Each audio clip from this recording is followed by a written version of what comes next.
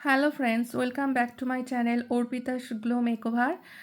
তো আজকে আমি তোমাদের সামনে একটা টিউটোরিয়াল নিয়ে চলে এসেছি, যেটা makeup locking process for summer, যেটা ওয়াটারপ্রুফ বা সোয়েট রেসিস্ট্যান্ট মেকআপ হবে।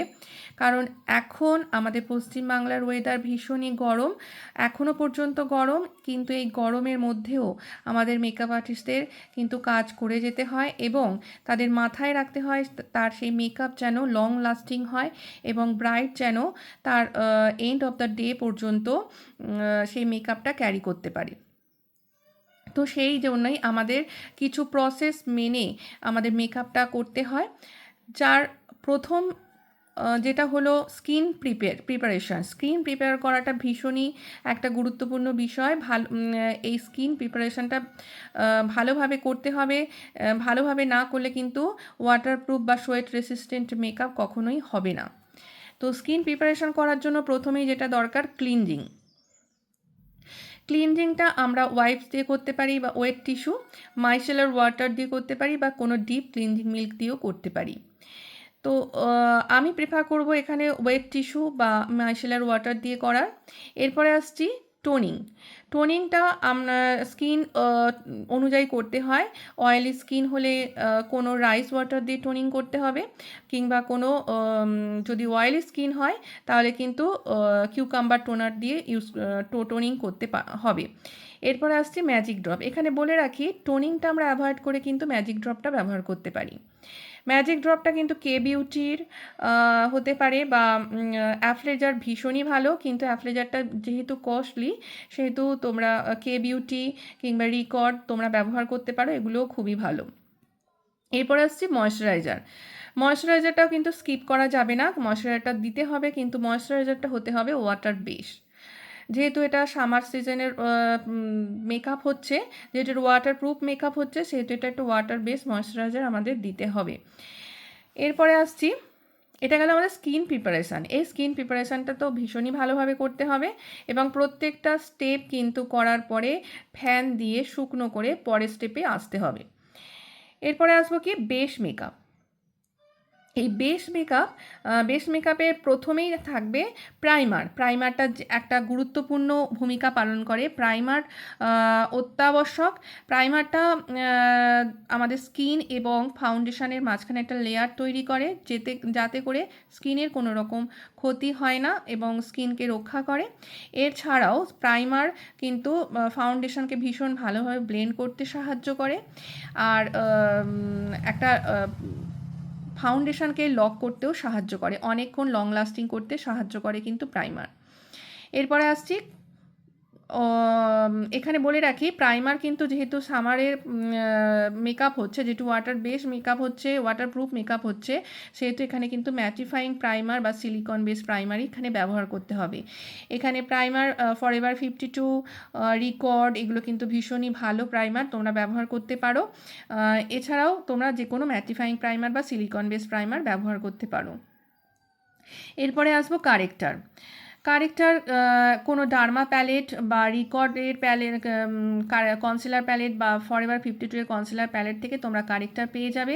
এই কারেক্টারগুলো কিন্তু সবই ওয়াটারপ্রুফ কারেক্টার। এগুলো ভীষণই ভালো, এগুলো লং লাস্টিং করে এবং সোয়েট রেসিস্ট্যান্টও করে থাকে। এরপরে আসবো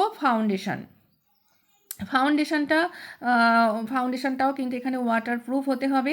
এখানে যেহেতু ওয়াটার প্রুফ মেকআপ হচ্ছে বা ওয়াটার রেসিস্ট্যান্ট মেকআপ হচ্ছে, এখানে কিন্তু ফাউন্ডেশনটাও ওয়াটারপ্রুফ হতে হবে। এইখানে ফাউন্ডেশনের মধ্যে হুডা বিউটি ভীষণই ভালো, কিন্তু হুডা বিউটি ভীষণই কস্টলি। এটা যদি কেউ ক্যারি করতে না পারো, রিকর্ডটা এখন হুডা বিউটির সমতুল্যও বলা যায়।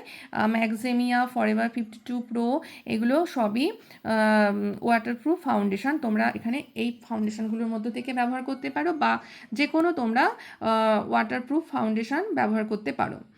এরপরে আসছি কন্ট্রোলিং।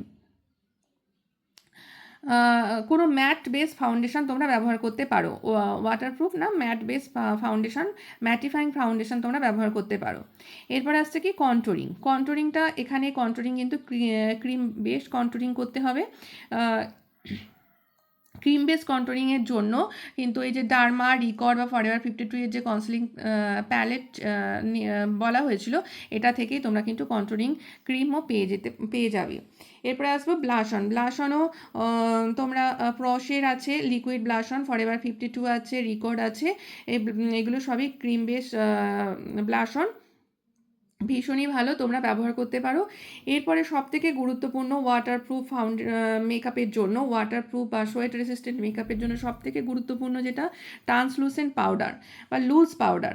এই লুজ পাউডারটা ভীষণই গুরুত্বপূর্ণ, যেটা লক করতে সাহায্য করে সমস্ত কিছুকে। এর মধ্যে আছে হুডা বিউটি সবথেকে ভালো, এছাড়া আছে সপারেল, রিকর্ড, ফরএভার 52, এগুলো সবই ওয়াটারপ্রুফ লুজ পাউডার। এগুলোর মধ্য থেকে তোমরা নিতে পারো এই ওয়াটার, এবং এটা ভীষণ ভালোভাবে অ্যাপ্লাই করতে হবে। এরপরে কিন্তু ওয়াটার স্প্রে করে নিতে হবে। ওয়াটার স্প্রে করে নিলে এই যে মেকআপটা করা হলো এটা কিন্তু পুরোটাই লং লাস্টিং করতে সাহায্য করবে এবং একটা ডিউই ফিনিশ দেবে। ওয়াটার স্প্রে করে দেখে নিতে হবে। এরপরে আসবো ফাইনাল টাচ আপ মেকআপ। আমাদের স্কিন প্রিপারেশন হয়ে গেছে, বেস মেকআপ হয়ে গেছে, এরপরে আসবো কি final touch up makeup. Final touch up মেকআপের মধ্যে আসবে ব্রোঞ্জার, যেটা পাউডার কন্ট্রোল, এবং আসছে হাইলাইটার যেটা পাউডার বেস, এবং আসছে পাউডার ব্লাশ অন। এগুলো করার পরে আমরা সমস্ত কিছুকে লক করব কিন্তু একটা ভালো ফিক্সচার দিয়ে। এটা কিন্তু খুবই গুরুত্বপূর্ণ একটা বিষয়, ফিক্সচারটা খুবই ভালো সামারের জন্য যেহেতু একটু ভালো হতে হবে। ফিক্সচার এখানে তোমরা ফরএভার 52 ব্যবহার করতে পারো, আর সব থেকে ভালো হয় আরবান ডিকের অল নাইটার ব্যবহার করলে, এটা ভীষণই ভালো একটা ফিক্সচার। এছাড়াও তোমরা রিকর্ডও ব্যবহার করতে পারো। তো এই গেল আমার makeup locking process for summer, এবং এটা ওয়াটারপ্রুফ বা সোয়েট রেসিস্ট্যান্ট মেকআপের একটা প্রসেস। তো আশা করি তোমাদের এই এই যে টিউটোরিয়ালটা তোমাদের বুঝতে সুবিধা হয়েছে, কোনো রকম অসুবিধা হয়নি। তো এতক্ষণ থাকার জন্য আমার সাথে সকলকে খুবই খুবই ধন্যবাদ। এবং এই ভিডিওটা যদি তোমাদের উপকারে লাগে বা যদি তোমাদের ভালো লেগে থাকে, প্লিজ আমাকে একটা কমেন্ট করে জানিও, এবং এই ধরনের আর কি তোমরা ভিডিও দেখতে চাও আমাকে কমেন্ট বক্সে কমেন্ট করে জানাতে পারো। তো আজকে এই পর্যন্তই, এবং যারা যারা আমার চ্যানেলে নতুন আছো প্লিজ সাবস্ক্রাইব করে দিও এবং একটা লাইক দিও, এবং যারা আমার ফেসবুকে আছো তারা প্লিজ ভিডিওটিকে শেয়ার করে দিও। তো এখন এই পর্যন্তই, তোমরা সবাই ভালো থেকো, সুস্থ থেকো। আমি আবার অন্য কোনো দিন অন্য কোনো ভিডিও নিয়ে তোমাদের সামনে চলে আসবো। ততক্ষণ পর্যন্ত তোমরা সবাই ভালো থেকো। ধন্যবাদ।